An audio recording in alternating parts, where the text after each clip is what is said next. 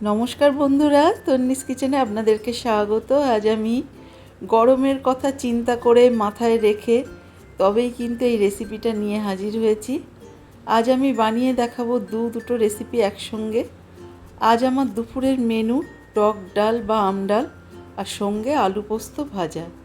এই রেসিপিটা যতই পুরনো রেসিপি হোক না কেন, প্রতি বছর গরমের শুরুতে কিন্তু এটাই সবথেকে জনপ্রিয় রেসিপি। আর গরমের শুরুতে আমি দুপুরে এই মেনুটা আজকে বানিয়ে নিচ্ছি, সেটাই আজকে আমি আপনাদের সঙ্গে শেয়ার করছি। সবার প্রথমে আমি আম ডাল বানানোর জন্য নিয়ে নিয়েছি দুটো আম। আমি এখানে মিডিয়াম দুটো আম নিয়ে নিয়েছি। আমার এখানে ডালের পরিমাণটা কম, সেই জন্য আমি কম নিয়েছি। আপনাদের যদি ডালের পরিমাণটা বেশি হয় সেক্ষেত্রে কিন্তু একটু বেশি আমই লাগবে। আমি এখানে মেজারমেন্ট কাপের 1.5 কাপ পরিমাণ ডাল রান্না করব এবং আমি আজকে কিন্তু মটর ডাল দিয়ে আম ডালটা করে দেখাবো। আমটা আমার খোসা ছাড়ানো হয়ে গেছে। এরপরে আমের থেকে আমি আটিটা আলাদা করে নিচ্ছি এবং আমটা সমান 3টে টুকরো করে কেটে নিচ্ছি। পুরো আমটা আমার 6 পিস মতো করে নিলাম। আমটা আমি কিন্তু লম্বা করে কেটে নিচ্ছি, আপনারা চাইলে চৌকো করেও কেটে নিতে পারেন।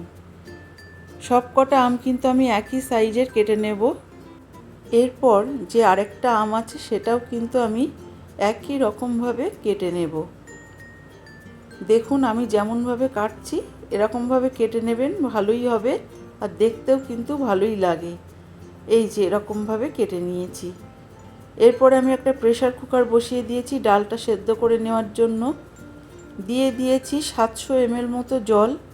এবারে আমি ডালগুলো ধুয়ে প্রেসার কুকারে দিয়ে দিলাম এবং প্রেসার কুকারের ঢাকনা লাগিয়ে 2টো সিটি মেরে গ্যাসটা অফ করে দেব। এরপরে প্রেসার কুকারটা পুরোপুরি ঠান্ডা হতে দেব। এদিকে আমি একটা কড়াই বসিয়ে কড়াইতে দিয়ে দিয়েছি বেশ কিছুটা জল। জলের মধ্যে দিয়ে দিলাম কেটে রাখা আম। আমটাকে কিন্তু আমাদের একটু সেদ্ধ করে নিতে হবে। আমটা গোটা গোটা থাকবে অথচ সেদ্ধ হয়ে যাবে, এরকমভাবেই আমাদেরকে সেদ্ধ করতে হবে, বেশি গলে গেলে চলবে না। এরপরে কড়াই পরিষ্কার করে নিয়ে কড়াইতে দিয়ে দিলাম 1 টেবিল চামচ পরিমাণ সর্ষের তেল। এরপরে দিয়ে দিলাম 2টো শুকনো লঙ্কা ফোড়ন। ফোড়নটা ভালোভাবে গরম হলে দিয়ে দিচ্ছি সর্ষে। আমি এখানে 1/2 চা চামচ পরিমাণ সর্ষে দিয়ে দিলাম। টক ডালে কিন্তু সর্ষে ফোড়নটা বেশি টেস্টি হয়। আপনারা দেখবেন যে কোনো সাউথ ইন্ডিয়ান খাবারগুলো টক খাবার তাতে কিন্তু সর্ষে ফোড়নটাই দেওয়া থাকে। এখানে কিন্তু অন্য ফোড়নের থেকে সর্ষে ফোড়নটাই বেশি টেস্টি হবে। ফোড়নটা ভালোভাবে গরম হয়ে গেলে দিয়ে দিচ্ছি সেদ্ধ করে রাখা ডাল এবং ডালটা দেওয়ার পরে দিয়ে দেব সেদ্ধ করে রাখা আম। সব কিছু দেওয়ার পরে ভালোভাবে নাড়িয়ে নিয়ে আমার এখানে মনে হচ্ছে আরও একটু জলের প্রয়োজন। আমার কিন্তু টক ডালটা একটু পাতলাই ভালো লাগে, সেই কারণে একটু জলের পরিমাণটা বেশি দিয়েছি। আপনারা যদি একটু ঘন ডাল খেতে পছন্দ করেন জলটা আপনারা আপনাদের পরিমাণ মতো দেবেন। এরপরে হাই হিটে ডালটাকে ফুটতে দেব। ফুটে উঠলেই দিয়ে দেব পরিমাণ মতো হলুদ। হলুদটা দেওয়ার পরে কিন্তু আরও 5 মিনিটের মতো আমাদের ডালটাকে ভালো করে ফুটিয়ে নিতে হবে, না হলে ডাল থেকে কিন্তু কাঁচা হলুদের গন্ধ ছাড়বে। ভালো করে ফুটিয়ে নেওয়ার পরে আমি একটু চামচের সাহায্যে আপনাদেরকে নেড়ে দেখাচ্ছি। সবশেষে দিয়ে দিলাম 1 চা চামচ পরিমাণ চিনি। চিনিটা অপশনাল, আপনারা যদি খেতে পছন্দ করেন তবেই দেবেন, তবে আমার কাছে একটু ভালো লাগে তাই দিলাম। এবার আমি দেখাবো আলু পোস্ত রেসিপি।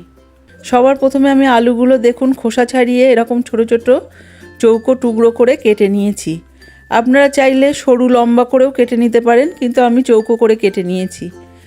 আলুটা ভালো করে ধুয়ে জল ঝরিয়ে নিতে হবে। তারপরে একটা কড়াই বসিয়ে দিয়েছি। কড়াইটা গরম হলে দিয়ে দিচ্ছি 3 থেকে 4 টেবিল চামচ পরিমাণ সর্ষের তেল। এটা কিন্তু আপনারা সর্ষের তেল অথবা রিফাইন তেল যে কোনো তেল দিয়েই বানাতে পারেন। তেলটাকে খুব ভালোভাবে গরম করে নিতে হবে এবং আমি এখানে 2টো শুকনো লঙ্কা তেলের মধ্যে ফোড়ন দিয়ে দিচ্ছি।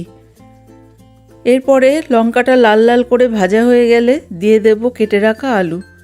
আলুগুলো কিন্তু সব আমি আস্তে আস্তে দিয়ে দেব যাতে তেলটা গায়ে ছিটকে না আসে, সেই কারণে অল্প অল্প করে দিয়ে দিলাম প্রথমে, তারপরে সব আলুটাই এখানে ঢেলে দিলাম। এই সময় কিন্তু গ্যাসের ফ্লেমটা একদম জোরে দিয়ে আমাদেরকে আলুটা ভেজে নিতে হবে। এখানে কোনো রকম গ্যাসের ফ্লেমটা কমানো যাবে না।